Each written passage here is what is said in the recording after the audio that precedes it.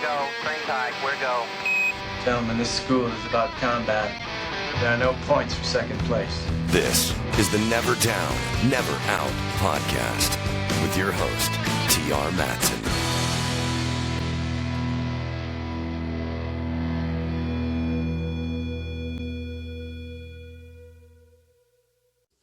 Welcome back. Good morning. Never Down, Never Out.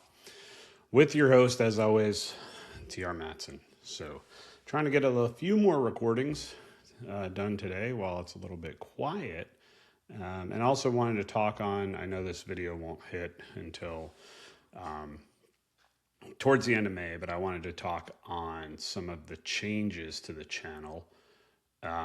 So in an effort, because it's kind of all a little bit of a game, marketing game, however you want it, for YouTube, I'm going to go through and update titles to videos. They'll still be broken out into the first 30 days and then 31 through 90 and 91 through 150 and so on. But they're going to have different titles, different thumbnails in an effort to gain more attention. And I'm just going to see if that works. So if you do listen on Spotify, I've already gone through and changed all of the Spotify, and I'll try to keep those up. YouTube will take a second to go through, but I'm hoping to get it done.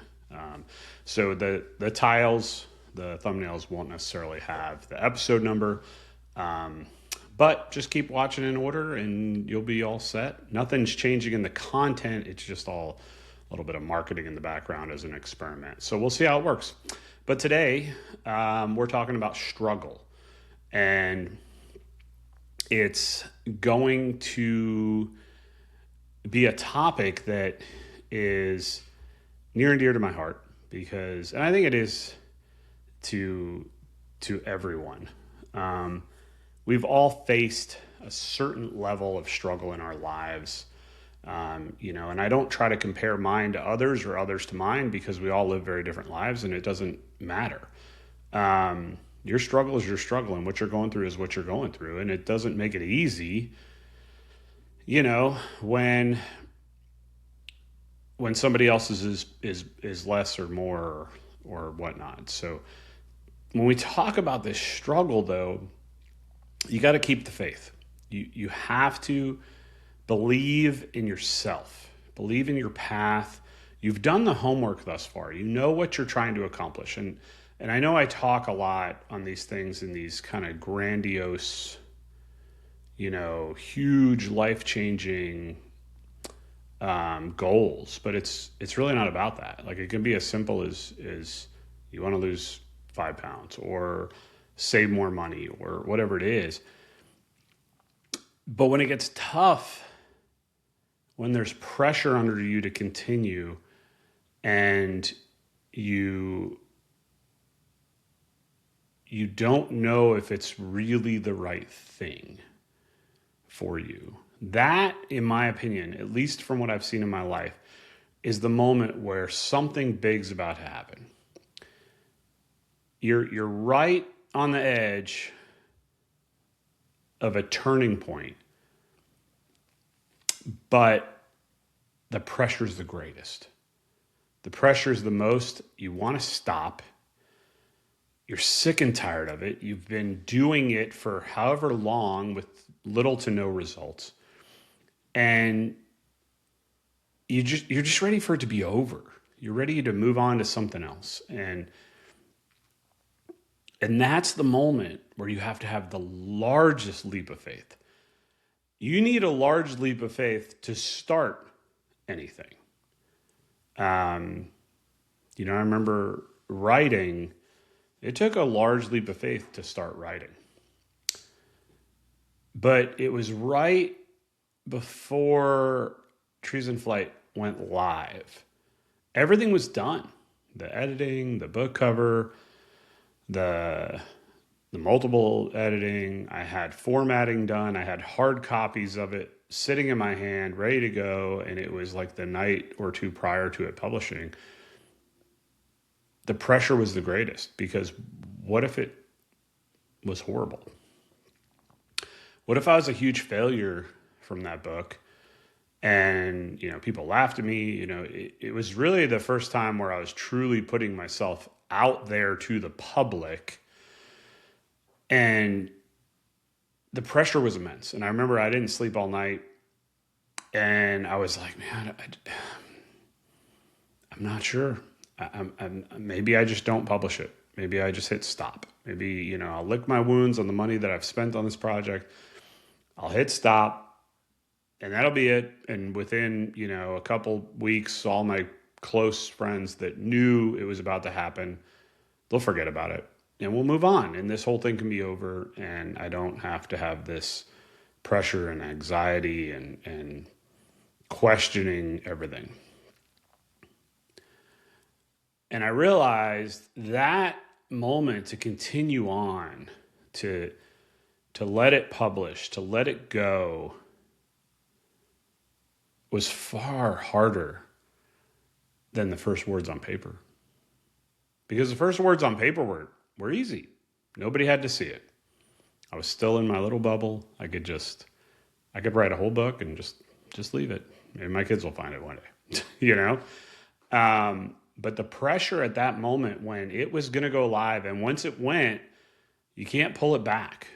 Like, it's out there, right? And if it's a huge flop or if the reviews were horrible, it was rough. It was rough. But I had to have faith. And I remember sitting down and thinking to myself, like, okay, am I going to regret pulling this back? Am I going to regret the people who I said I would be authentic to that had been following me? It was a very small group of people. But I told them, hey, this is me. You're going to get who I am, and take it or leave it. I'm not going to try to be something for somebody else, or something that somebody else did on social media that worked. I'm not going to try to emulate that. I'm not going to try to copy it. I'm going to be me. And if it works, great, because that's sustainable. And I'm like, am I on a personal level going to regret saying no? And I sat with that for quite a while. And the bottom line is, yeah, I would have. I couldn't look myself in the mirror knowing I had come that far to just give up. I couldn't look at my son at the time, but my son and my wife, knowing that I didn't take the last step. But that doesn't make the pressure any less. When you're right there, the pressure is at its greatest. Go back to when I was learning how to land T-45s in Kingsville, Texas on an aircraft carrier. I had, got allowed to fly the plane again. All that got behind me. I finished out the training syllabus, and then we start what they call bouncing for the boat. And it's just pattern after pattern after pattern after pattern, and debriefs, and just one thing after another. And it got mundane to a degree, which I know is kind of the design. They talk about the muscle memory and brainstem power that you use, and all of that is actually not technically true, but we use it in the military. And it was, as we got closer and you had to qualify at the field before you were going to go to the ship, the pressure was certainly there. But you had done hundreds of landings at that point. In my mind, I'm like, I can fool these LSOs into knowing that I'm good enough. And in reality, when I became an LSO later, that's not true, because they were far smarter and they could see trends, and they knew what I was going to do before I knew what I was going to do flying. But in my mind, that's how I helped the pressure at the field, is I just was like, well, I could fake it here. But I'll never forget that morning when I got the call, and I wasn't even supposed to go. It wasn't even my day to fly, and I got the call like, hey, you're up. So-and-so got sick. Like, coming to pick you up. And the pressure there was something I had not felt thus far in my life. And I didn't have a choice. Like, it was coming. Like, there was no preparation at that point. Like, I didn't think I was flying that day. And all of a sudden, not only are you flying, you're going to the boat in one of the first waves to go out to the boat. So get your gear on. We're going. We're briefing. And the pressure on that, I mean, I went to go start the jet, and I couldn't get my internal navigation system, my INS to align. And like, there's 3 people waiting on me, 3 jets waiting on me, 2 other students and an instructor, and I can't figure it out. Like, I have no idea. I'm like, this jet's down. I can't take this thing to the boat like this. I never turned the switch on. Like, that's how much pressure I was under. I never flipped it on. And I finally realized that, and I'm like, and I had a moment, and I'm like, I remember looking in the mirrors of the jet at my face and just going, you got to have faith. Like, you prepared for this. You got to have faith. And it went fine, and I passed. So in these moments when you feel that you're really under the pressure, like it's really coming and it's really building, to me, that is the world's way of telling you that you're close,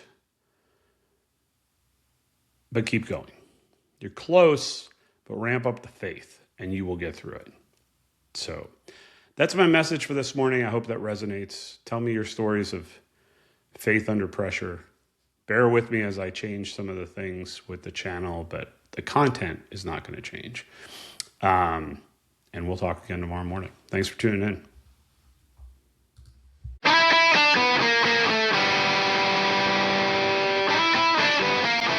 T.R. Matson is a 20-year Navy career combat veteran who flew the E-2C Hawkeye and FA-18C Hornet. He's the author of Treason Flight and Vengeance Flight.